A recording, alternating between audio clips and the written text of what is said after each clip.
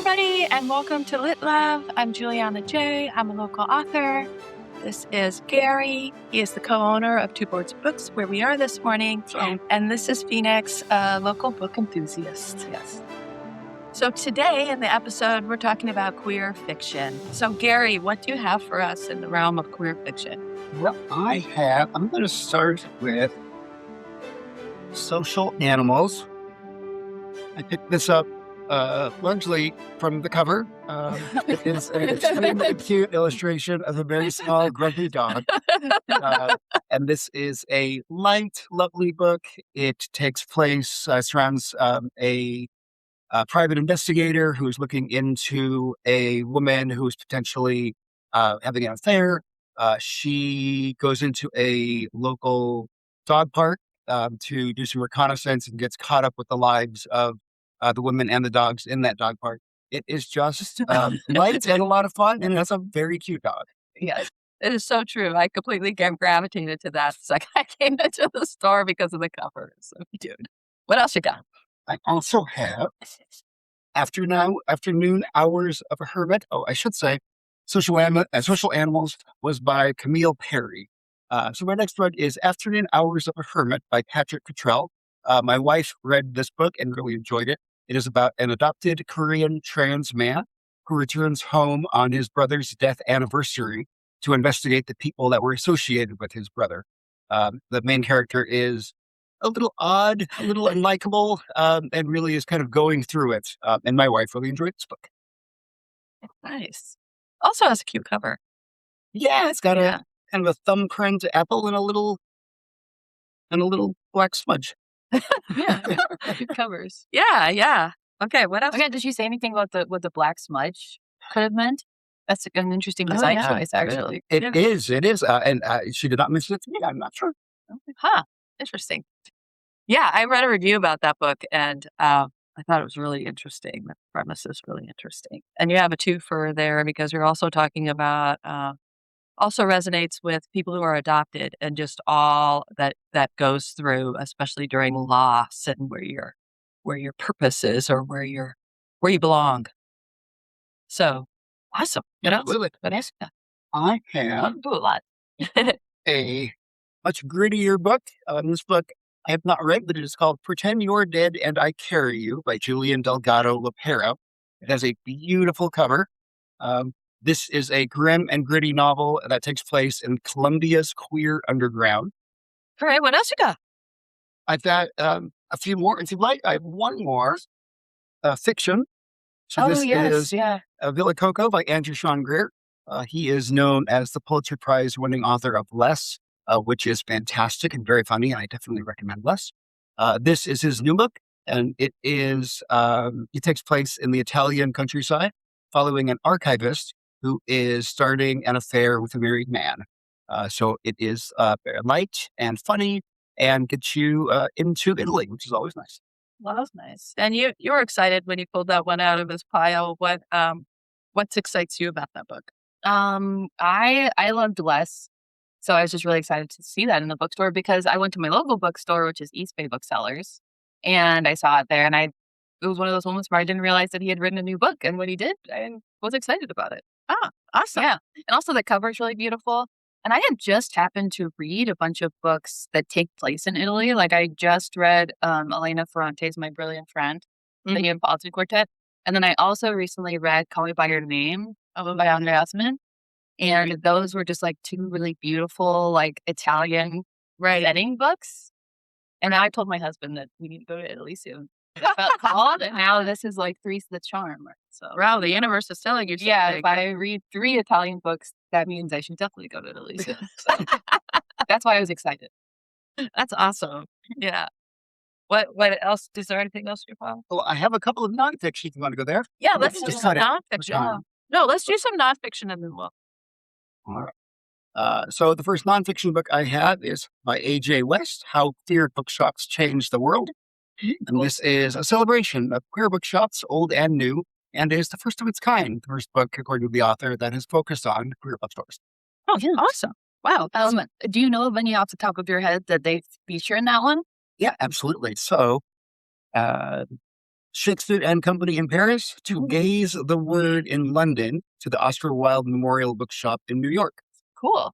Yeah. The bookstore in Paris. I run across people with book bags from there with like all the time. It's one of my bucket list places to visit someday. Yeah, absolutely. Yeah. And speaking of travel, the nice thing, whenever my wife and I travel, we always go to whatever bookstore is local to the place that we go. So, Oh, that's a great idea. Yeah. Great idea. Yeah, and I was just saying too that I was just at Charlie Square Books in Seattle, which was so it's like very cool that you pulled that up. Because I was just thinking about what a cool bookstore that is for the community, that they could just focus a whole bookstore on that kind of literature. Right. absolutely. Yeah. Totally. All right. That's And then what anybody got. my last book is Mighty Real by Barry Walters. And this is a history of LGBTQ music from 1969 to 2000. Wow. That's awesome. So for music lovers, this just came out about a month ago, maybe. And yeah, this book is on great music. Oh, that's so great. I love it. For some reason, it surprises me that all the books you picked out are hardcovers. Oh, I was focusing on new releases, new books. This might be new to people. So yeah. Okay. Yeah, because like the industry as a whole has been moving towards paperbacks. So in some cases, yeah. I would say most big novels have a big publishing house behind them. Most of those still come out in hardcover first. Exactly. And then about a year later or so, the paperback will come out. But of course, independently published books are big. Those are almost always direct paperback. And there's plenty of books that do come out direct to paperback, romance, mysteries. Oh, yeah, that's true. Okay. That's true. As a local book enthusiast, this was just a question that I had. So It is. We do have to do a podcast on the covers and what the meaning of the covers are, because this is something that you turned me on to recently. And when my first book was published, I was like, "Why does the cover feel like this?"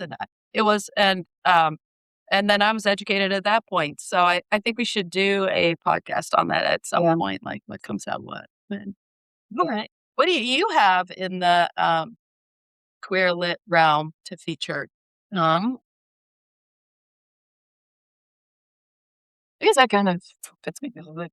I got The Transition by Logan Ashley Kisner. I have not actually read it yet, but I'm very excited to. I got it at Charlie Square Books. And I got the cool bookmark, which is exciting. Oh, that is really cool. Yeah. And that one is about a trans boy who recently got top surgery. And then he has to deal with a werewolf bite. So he's kind of going through two transitions simultaneously. So it's about like, what does it mean to transition my gender? And then what does it mean to then transition my identity to a werewolf? And, so it's like kind of the compounding identity, which I think is really interesting. Also, I don't know if this is a controversial take or not, but like, I don't really see that many stories about trans men. So when I saw this, I was immediately drawn to it because I was like, I want to know more about those stories. And yeah, I just thought it was like a cool idea about identity. And it kind of goes into the whole, once you become like a werewolf, like the anger that can like arise because of your identity. I thought that was interesting too, Oh, interesting. like a very like metaphoricalized interpretation of like forced rage almost through the werewolf transition.